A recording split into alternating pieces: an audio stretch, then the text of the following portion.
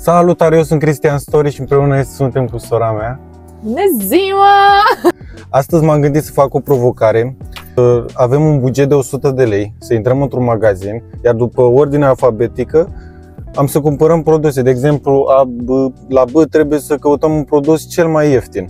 Iar la un moment dat, după ce am terminat toate produsele de cumpărat, ajungem acasă și citim la bonuri și după vedem care are cel mai ieftine produse. Și după facem totalul și cine câștigă 500 de lei. E ok? Dacă 500? Nu trebuie să dea. Da. Dacă nu trebuie să dai mie 500 de lei. Nu crezi că e cam prea mult 500 de lei pentru 100 de lei, un buget? Păi... Nu știu, zic și eu așa.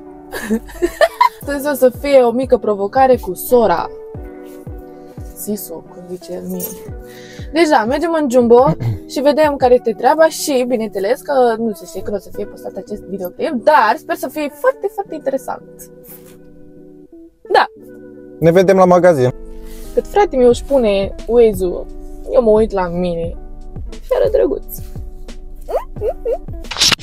Am ajuns la Jumbo. Jumbo. Jumbo. Doamne ajută! Măcar mai știu alfabetul. Da. Alfabetul o să-l vedeți aici.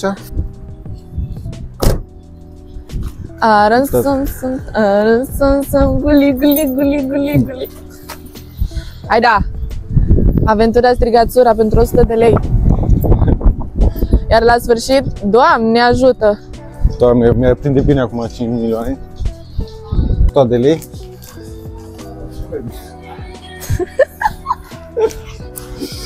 Stai, unde mergi, mă? A, tu pleci înainte? Păi, dar nu stăm împreună. Ai, bine, vreau să mă gândesc prima acolo. Poți să pleci. Ne vedem la casa de marcat. Bine.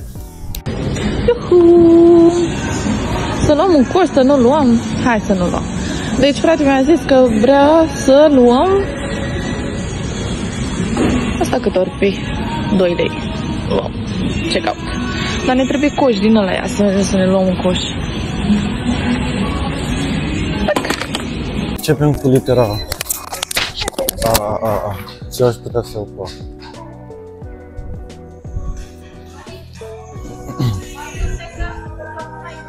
Uitați-vă și voi, adică buget de 100 de lei și numai asta costă 129 de lei.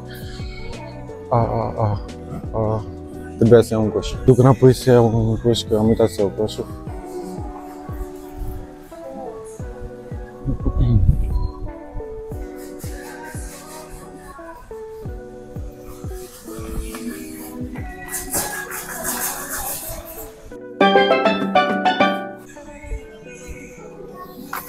Am un coș. Deci chestii pot găsi cu A. Baloane, astea cu B. Deci baloane. Asta este că el mi-a zis să fac cu alfabetul. Deci practic am luat deja de la litera B, de la baloane, Bubble World. Și acum trebuie să iau ceva cu litera A, a zis din alfabet. Am câte chestii.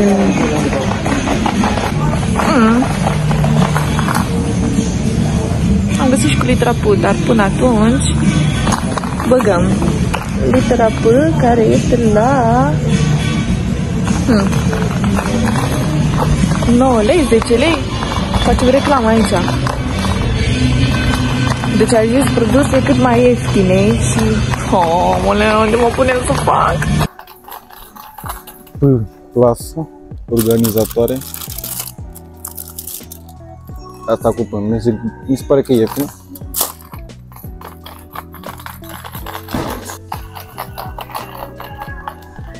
P, pernă. Ce drăguțe. Deci dacă mă credeți că nu găsesc nimic cu litera A... Și pentru copii. Deci mișto este. Ia să scriem. Ați sus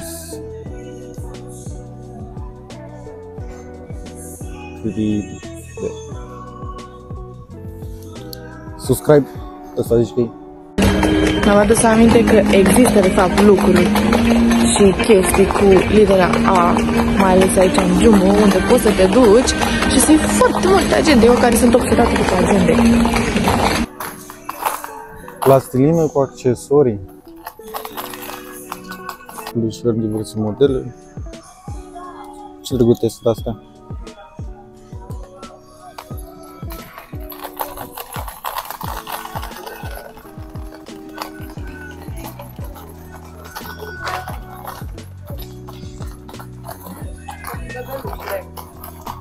Cărți. 12 lei cărți. Da, am mai adăugat eu pe aici că trebuie să fiu foarte atentă la prețuri și la ce iau. Am luat plicuri, trepied, tot așa, cu litere, cu caturi. Jur dacă înțeleg jocul ăsta. Ce deocamdată am A și baloane și... Cred că am uitat, nu mai știu ce... Nu mai știu ce am aici. La ce literă. Gata și această provocare, mergem spre casă să vedem oare cât dau. Ce mișto e asta? Are cu cadru metalic 120 cm. Da, cred că o las așa, n-am găsit nimic acum. Dispune.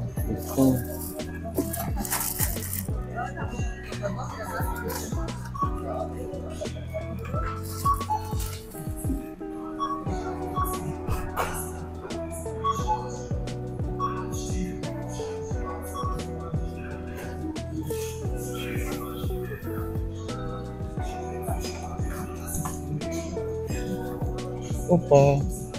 Ce e aici? De sus jucărie. Disco. Ia am găsit. Deci fiți atenți, să nu ziceți. Iau ce scrie. Dis, creion. Dis, creion. Dar nu. Dis-o. Dar cred că eu nu-i mai ieftin. Dar mie că îmi place interesant. Dar le iau pe ăsta roșu. Sau bă, le iau pe ăsta roșu. Din păcate o să pierd, cred că pariul ăsta, din cauza că am pus la casă și nu s-a găsit codul la lumânare și am zis, doamne, am nevoie neapărat. Și chestia este că până venea codul și așa s-a făcut dita mai coadă și am renunțat. Aia e.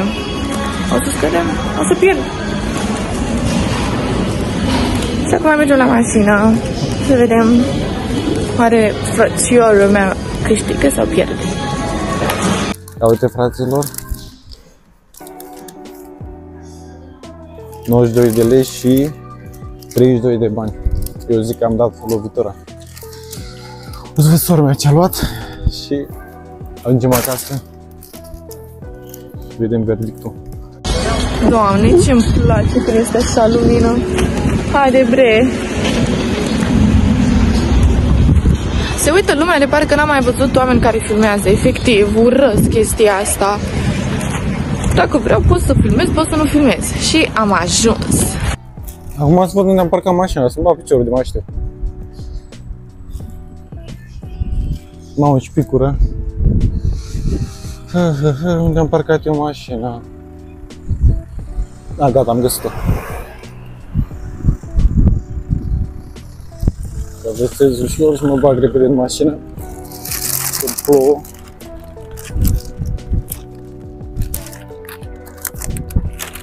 Nu mai găseam cheile. Eu cred că e încă în magazin, că nu o văd.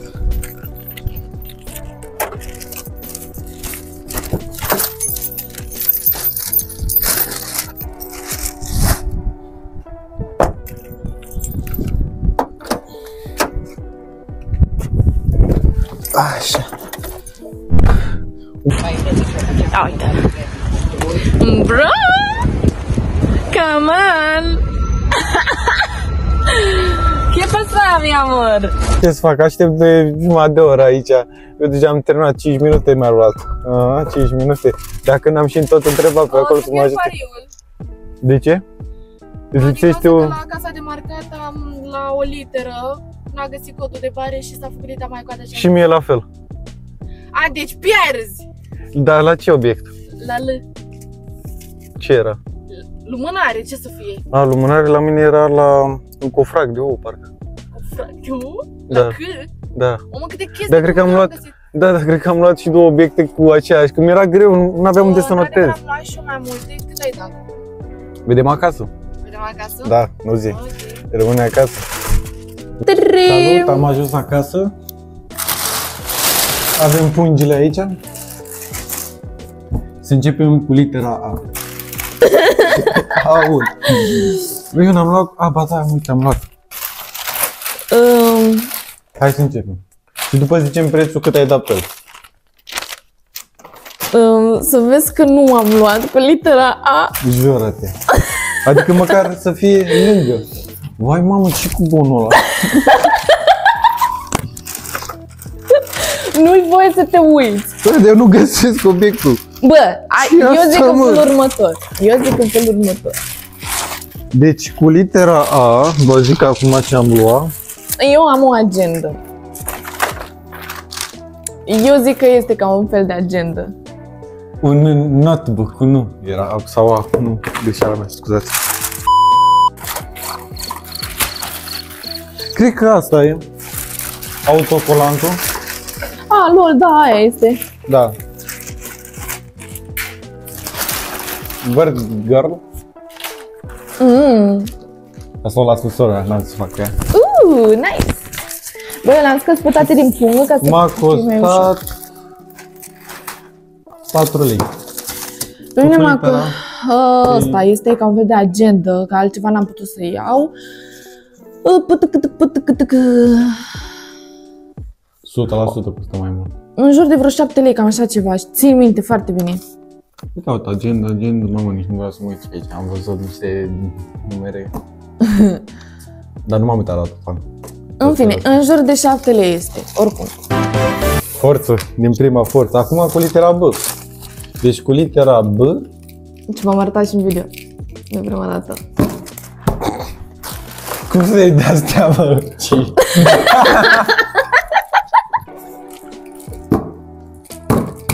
Nice! Da, dar din firme diferite, adică poate să fie una mai scumpă decât alta. Tu cât ai dat pe ea? 3 lei, 4 lei? Da, unde le găsesc? Da, this blue stickable. Da, ăsta e. Eu am dat 3,50. Trebuie să scrii bubble. Word.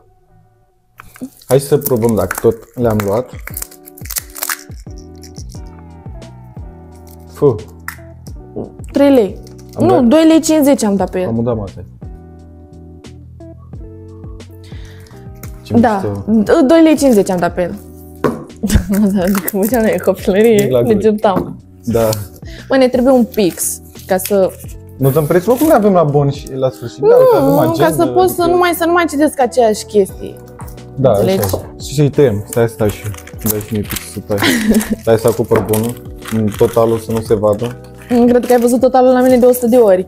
Nu l-am văzut, crede-mă, nu, chiar nu m-am uitat la el. Și n-am văzut. Deci la Voi mine facem este treabă, ori nu? ăsta. Ba. Acum, cu cât sincer am luat un cofraș Opa, cu... stai așa că am greșit. Am citit altceva. Am dat 3 lei pe ea. A, 3 lei, ai dat? Eu Da. 2 lei 50. Pe plus. 5 de bani. În fine, cu litera A, B, C, nu? Îți dată cu machiaj. M-am mutat.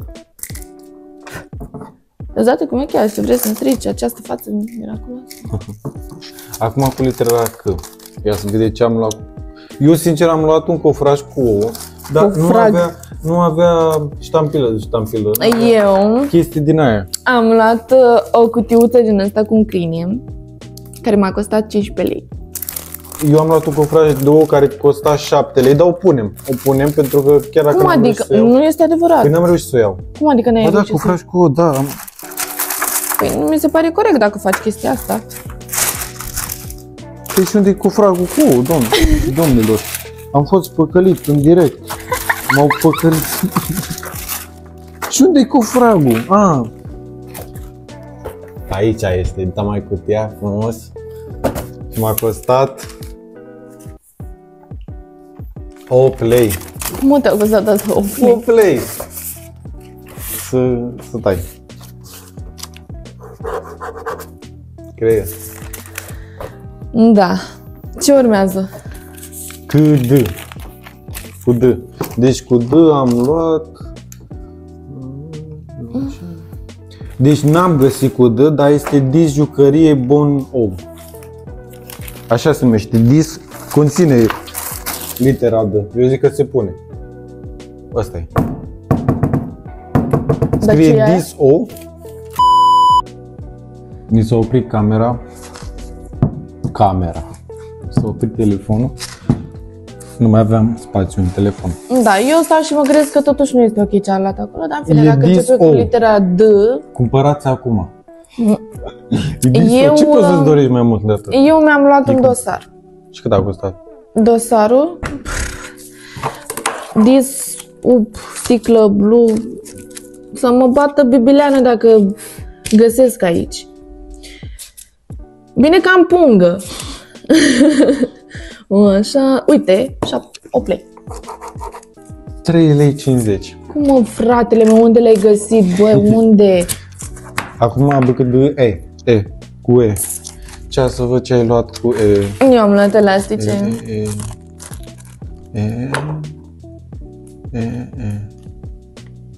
Unde am dat 4 lei pe ea.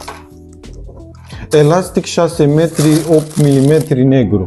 Ai dat 8 lei pe ea? Eu am dat 3,50. Acesta e. Bă, băiatule, Da. eu totuși mi-am luat ceva să folosesc. Păi și asta o folosești. Unde să o folosești? Păi, În ce să o folosești? pardon, astea sunt. Bun, poate pe ce le Elastic. folosești? Păi, cum n-ai ce să folosești? Chestia asta. Nu știu, ai un pantalon, îți cad pantalonii pe tine, pac, ai pus, ai venit așa, ți-a pus pantalonii. Dragilor, eu Doamne, zic de sunt pe pe acum plus. am pierdut. Mani. Așa, tem și eu. E, și acum să vezi, după 50 de lei, 80. Te mai pus bani de la tine sau te-ai încadrat în 100 de lei? Vedem la sfârșit. Bine. Acum normal vine F. Da, F. Eu am luat folii. Aici, Unde m-a costat 2,50 lei.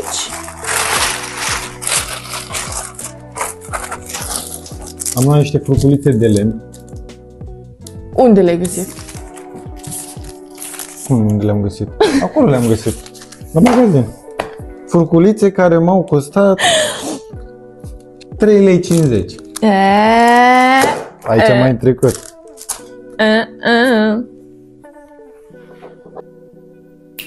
Mai facem și noi pauze. Unde am rămas la I, nu? Apucă de Oh, F, dacă ți arăt. F, La G, F? I. La I. Păi, dar eu am luat ceva cu I. Vrei să-ți arăt ce am luat eu cu ei? Jur, eu n-am luat cu I. I. Ce să astea? Insignă. Insignă. Bă, ce fain e. E cât ciudat. Eu n-am găsit.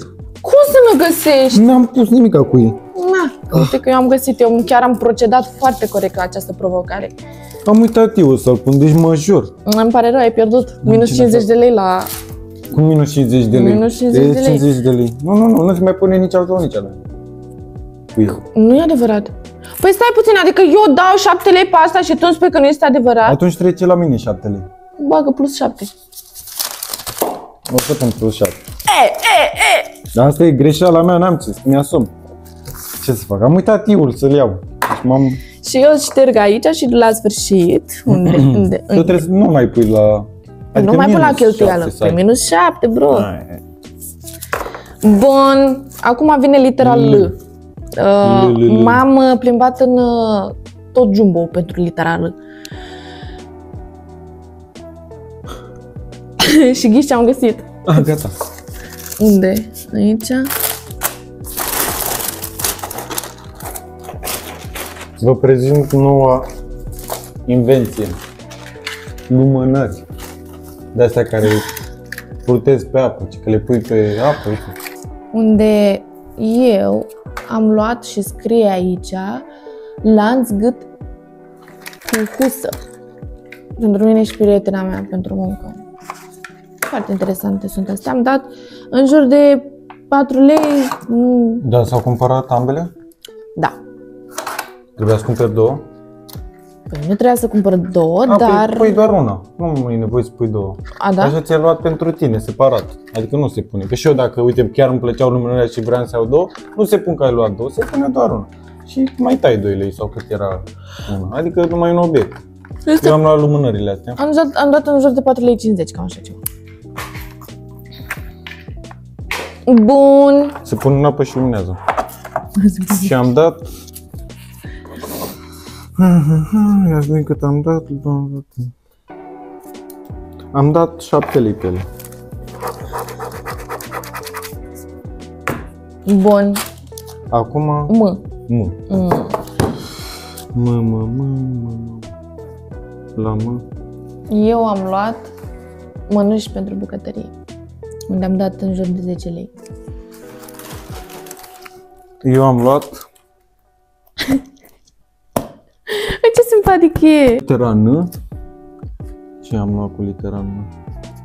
Eu am luat un nufăr. Un nufăr? Eu acum mă uit că... Am luat un nufăr și...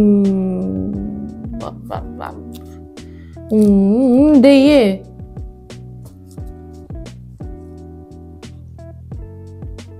Nu cred.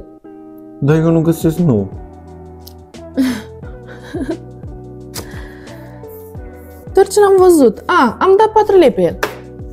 Nu încoace să șterg. Bro, n-am ce să-ți fac, cred că o să trimit la tine. O să-ți cad. Nu, stai că găsesc, N. Ghiveci N-G-R. Așa se numește, N-G-R. Păi începe cu G. N-G-R. Păi stai mă, stai așa că... Asta era cred că la G, dar n-aveam... Nu, n-aveam G. Păi da, Ghiveci N-G-R. Începe cu G, e primul. Nu știu dacă se vede, dar nu se vede. E primul. Eu am căutat produse, toate care încep cu litera respectivă. Da, am căutat dreptate. și pe Google. Ai dreptate, Pare stai rău. și pun la mine. Uite mă, și m-am chinuit. Plus 4 lei, te rog. Ce-mi faci? Plus 4 și o să mai am și plus cât era 9 atunci. Poftim? Acum ce urmează? Dacă acum... Nu pot să-l deschid. Deci urmează litera. Unde eram? La N, nu? Da. Așa, O. O. Doamne, zici că n-am făcut eu cumpărături, zici că am luat... Ochelari de soare. Nu e ca și cum am 100 de perechi. Organizator. Asta e.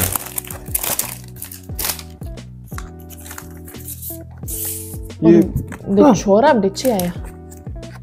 Jucării. Organizator jucării. Ba jucării în asta, vezi? Organizator. Și m-a costat...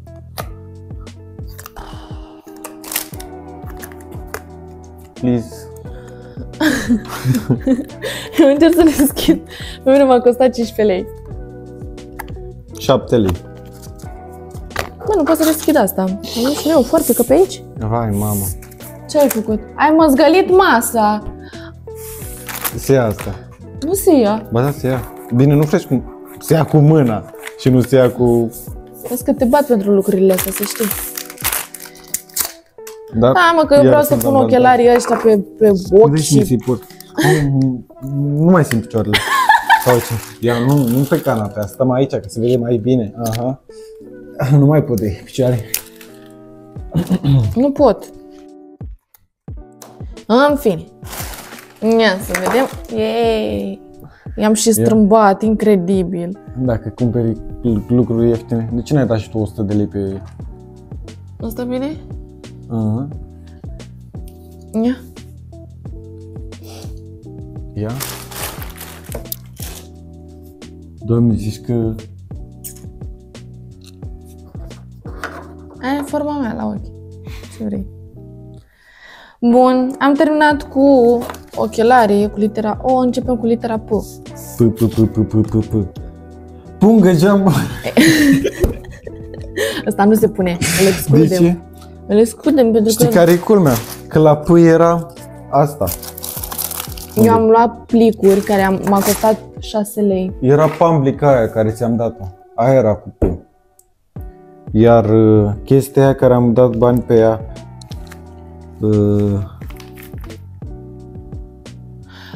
Plicuri. autocolantul, nu-l găsesc.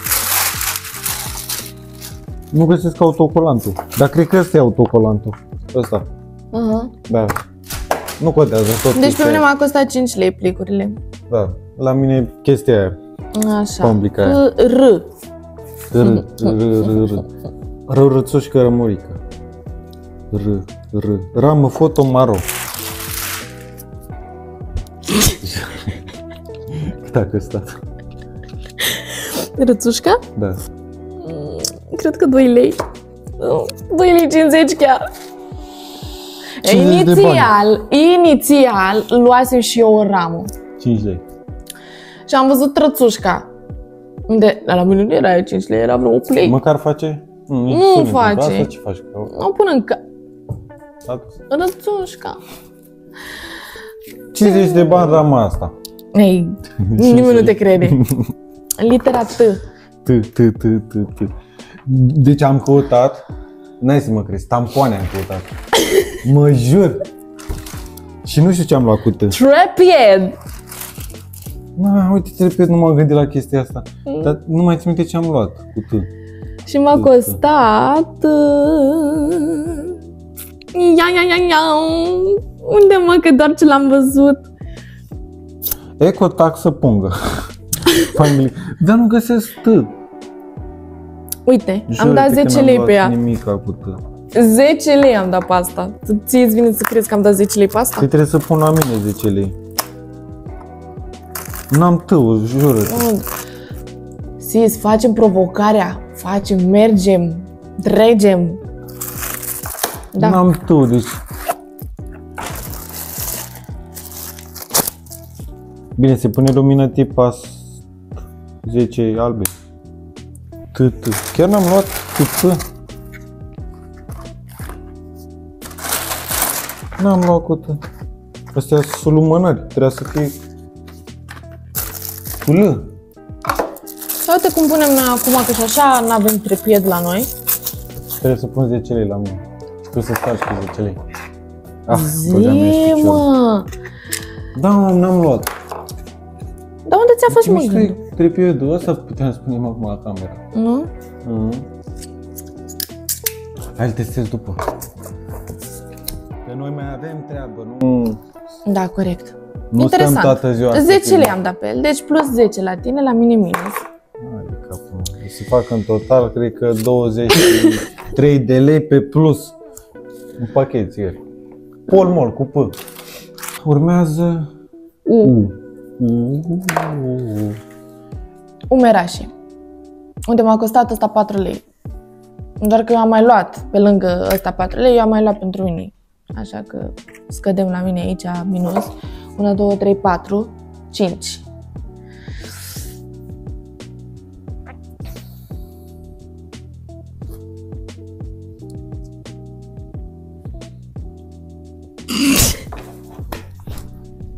Cât ai dat pe ea?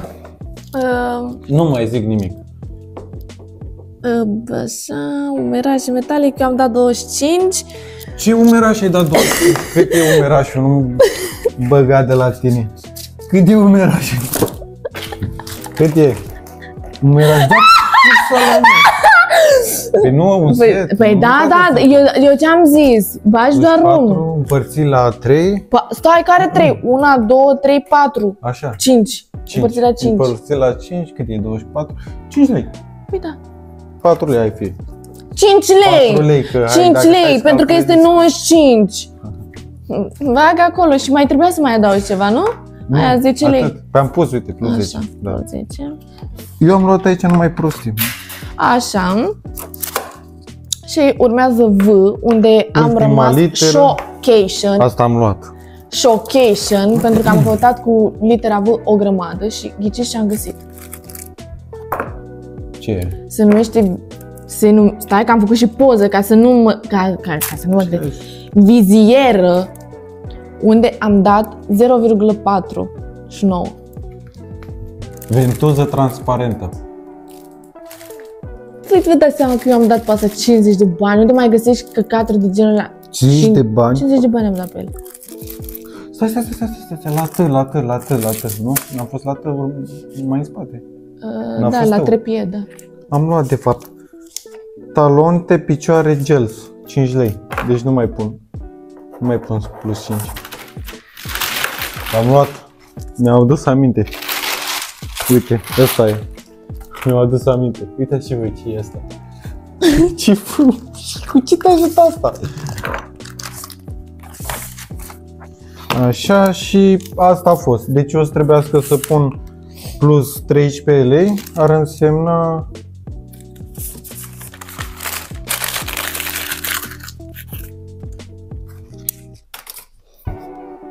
zic totalul?